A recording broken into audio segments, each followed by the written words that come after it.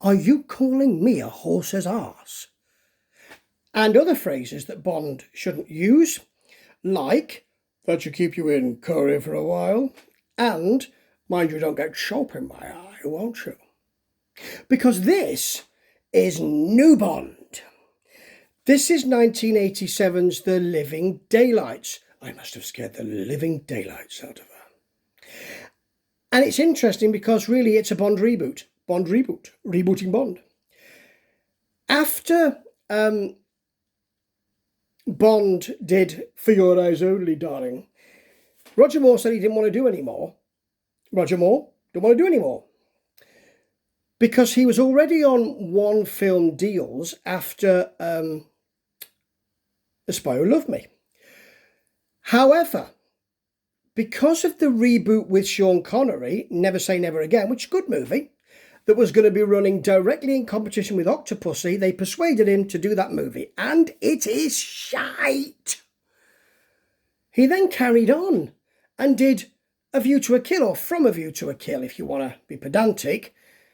And that movie would be so much better if it wasn't for him not being able to run, stand, do his lines properly, because you've got Max Zorin, played with psychotic delight by Christopher Walken, and they had the Mayday character played by Grace Jones, who apparently was asked to do the new movie, but turned it down. So it would have been such a much better film if he hadn't been in it. And I still think it's a bit of a classic in some ways. But after he hung up his Bond boots, there was a big search for new Bond. Now, you know, there was a big search, but there shouldn't have been, should there? Because people thought, oh, it's going to be Pierce Brosnan, isn't it? Now, the story I heard was he was doing Remington Steele, which was his first big break, and he thought, I can't break my contract for that. I'm staying because I have integrity. But I found some other stuff which I'm going to posit. I'm going to posit a theory. I'm positing right now. It's a little painful. I hear now that NBC, who made Remington Steele, I think it was NBC, weren't going to make any more. And when he was more or less offered the part of Bond, people began to be interested in him again. So NBC said, oh, you're interesting, are you? People like you again, do they? I'm going to bring in the clause in your contract which says we can bring you back in for another series. So he couldn't do Bond. Then, of course, he's not Bond. People get less interested in him. And the theory is that, or the tittle-tattle is, that after 3 episodes, they cancelled it. He must have been furious. I know I would have been. Of course, he does play Bond later on, after a long legal problem with Bond. And I think it's 93, isn't it, GoldenEye? Correct me if I'm wrong. The best-selling Bond until the most recent ones, surprisingly. Anyway, they were looking for a Bond. I remember at the time that an Antipodean model called Finlay Light was reported as being offered the role. Very quickly, the Broccoli said, no, no, no. I've seen a screen test from Sam Neill, and he's good. He has the brooding dark looks. He has the touch of violence and a bit of humour in there. But they actually went for, Mel Gibson was wanted by the studios. The Broccoli said, oh, no. And I don't think that would be right. And they eventually went for Timothy Dalton, who, as a jobbing actor, you know, even if you're a film star, you can still be a jobbing actor, you know. Even if you do films, TV, theatre, all of which he did because he's a good actor, you can still be looking from job to job. It's not like you're saying, I've got the next 5 years planned out. Not a Hollywood star or anything. And he kept them guessing, really. He finally, this is attributed to him, I don't know if this is the case, but it's alleged that he said, I haven't got anything else on, I might as well think about it. And between airports, he said, yeah, I'll give it a go. Now, he's an actor, and so he wants to look at different ways to play Bond, and we don't want that loose Bond anymore. Things have changed. We're in the late 80s now. So he looked at the books and thought, well, he's a nastier character in those books, and he is. And in the film, he's a more dangerous, nastier character. He does rough up his love interest at one point. It's difficult to watch because he thinks she's told on him, and no one likes a grass, do they? But it is difficult to watch, to be honest. However, he thought that there were other little things that he was interested in. The conflict between Bond, which really comes out in the Brosnan Bonds, which is the sort of on the psychologist's couch Bond. You know, how can I be such a nice person and do these nasty things? But he thought there was a kind of dichotomy in there, and also the feeling that in his line of work, he could be shot at any time. You never get that feeling with Moore. You do with Connery, you do with Lazenby, my favourite Bond, and I may be in a minority of one, but I'm comfortable in that minority, I tell you that.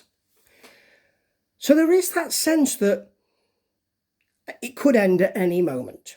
And you know, he's really helped by quite a lot in this movie and really hampered by other things. First of all, the first time we see him, it's a good little... I remember seeing this as a preview in the cinema and thinking, I think this might be all right.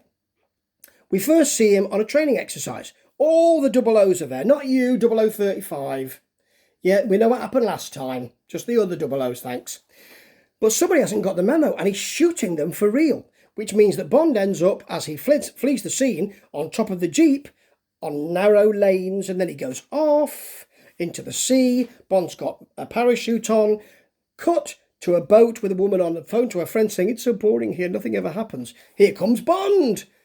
The first words this new Bond says are, I need to use your telephone. She'll call you back.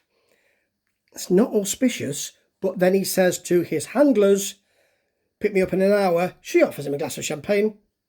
Better make that too. He doesn't do it like that, but you know, I thought this could be an interesting Bond. And he is a nastier Bond, but he's not helped by a really convoluted plot. I'll try and keep this simple. You've got a Russian defector, played by Jerome Craver, with real khaki-panty cowardice. He's in austere Russia, but he wants to be in the Caviar West. And while they are, that's General Koskov, and as he is coming out of a recital for a chamber orchestra, Bond has been called in to look over to see if someone's going to shoot him. He's been given a gun, which is like a tree trunk with a trigger. It's massive. And he's looking over out the window and sees someone come out the other window with a gun. Now, he's been told he should kill that person, but he defies his orders, the little bleeder. He's a bit like that Bond. He goes off on one. He sees that she doesn't have the chops of an assassin. Doesn't look like Edward Fox. So, you know, Edward Fox, that's right. So he shoots the gun out of her hand instead. This would be the person who plays the cello. Lots of cello scenes in this. You don't see, you see some fingering. Cello fingering, don't get too excited. But you don't see all of it because she's not really playing it, I suspect. That's Kara, who will become love interest. And this is a problem. More of that later on. Later on. So they get Koskov and send him back to Britain. There is a very nice scene where an oil pipeline is used to get him all the way from Russia back to Britain. He is then taken back in a scene with a henchman who is dressed up as a milko. He's a milkman. But his milk is not a red top. Oh no, or a gold top. It's bombs. Takes him back. Excuse me. Takes him back. Oh, I'm back, I think. Yes, there we are. And then things turn rather convoluted. They think that the head of the KGB, who was supposed to be played by Walter Gotell, who did 7 Bond movies, he was always the kind of Cold War Russian general who, isn't it funny, this Cold War thing, while people are dying, you know, all of that. But he was too ill. So they give it to Jonathan Rhys-Davies. They go and see Pushkin because Koskov has told them, well, he started the Kill All Spies section. But he gets there, and he also wants to be there because he wants to see if Kara's around, because she's a good-looking woman. Conventional, Marianne Darbo, conventionally good-looking, willowy, model type, bob, blonde, 80s, very nice. And Pushkin says, I've got nothing to do with that. It's not me doing it. I think he's playing us for a fool. Bond says, let Koskov wait till I see him, or something like that. They fake Pushkin's death to buy him a bit of time. And they want to know who Koskov is working for. He's working for American arms dealer Brad Whitaker, played with real crassness by Joe Don Baker, who plays Vulgarian so well. Always, he's got a shaved head, and it always seems like he's eating something. In fact, there's a scene where he's tucking in to lobster while he's talking, and that's a really good scene. He loves military battles, recreating, because he's never been in a battle in his life. After this, they end up in Afghanistan, because apparently Pushkin is selling opium to buy arms. I don't know. Whitaker's the arms dealer. I've no idea. They then come in contact with the head of the Mujahideen, who is played with absolute louche and genteel brilliance by Art Malik, who is always good. He always knows what he's doing. That turn in True Lies, where he plays the head of the terrorists, and there's a scene with his compatriot who is filming his demands, and there's a little battery running out icon, and you just see the the camera shaking. That's good, and he's very good in this too. So they've got a load of opium on a plane. Bond puts a bomb in there, but that's not the end of it. And that's only the end of the medium level and higher level baddies. He's still got to see Whitaker yet. They're all over the place with this. And it's such a shame that they jump from thing to thing.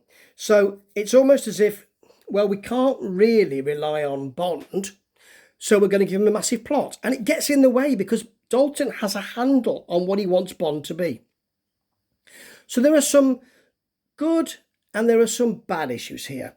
Nice death when he sees Whitaker eventually. You always need a good top-level baddie death.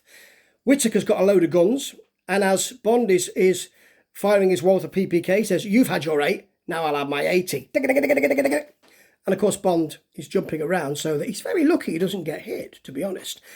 And in the end, Whitaker dies because he has so many accoutrements there, including a big stone statue. Statue falls on him, he falls into his own little case with all his war accoutrement in, hoist by his own petard. That's a nice scene. There's also a lovely scene where the medium level baddie, the henchman, and Bond get killed. Takes place on the very plane, which is a cargo plane, so it's got those open doors at the back where you've got a cargo net with things in it that lets aid parcels and food and everything else fall to needy people.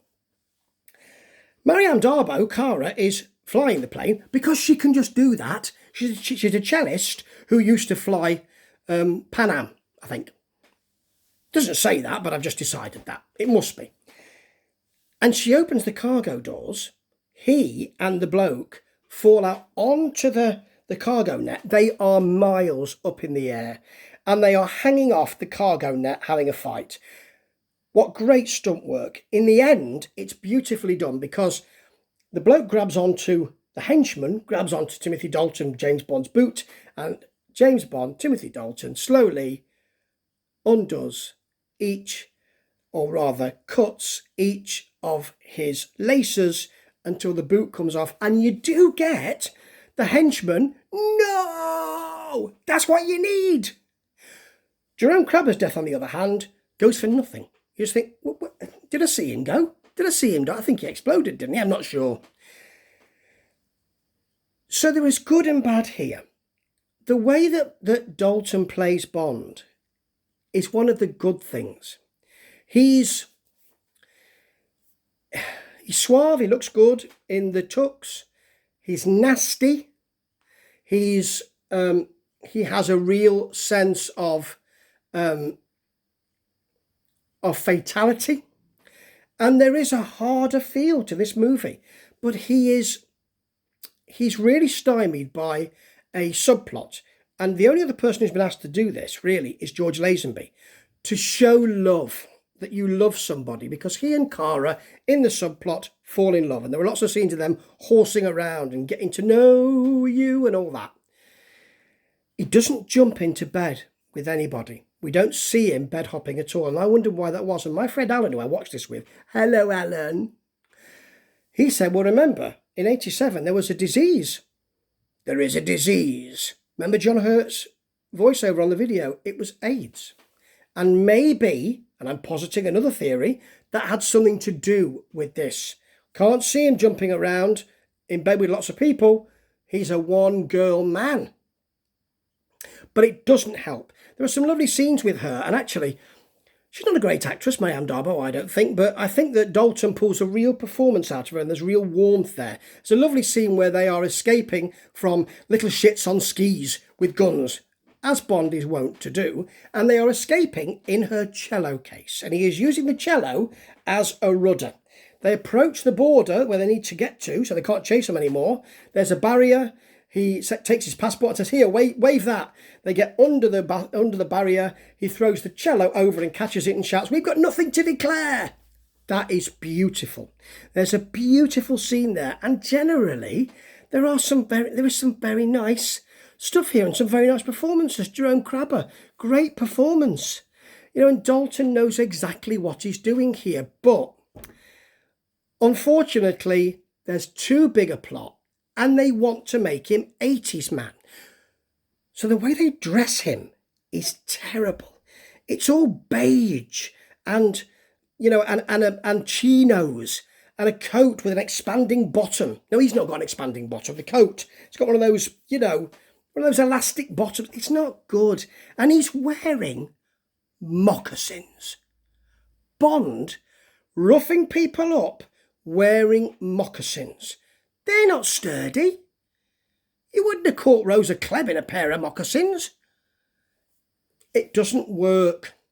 And it's such a shame that they're trying to push the zeitgeist, make him something different, make him less stuffy and more 80s.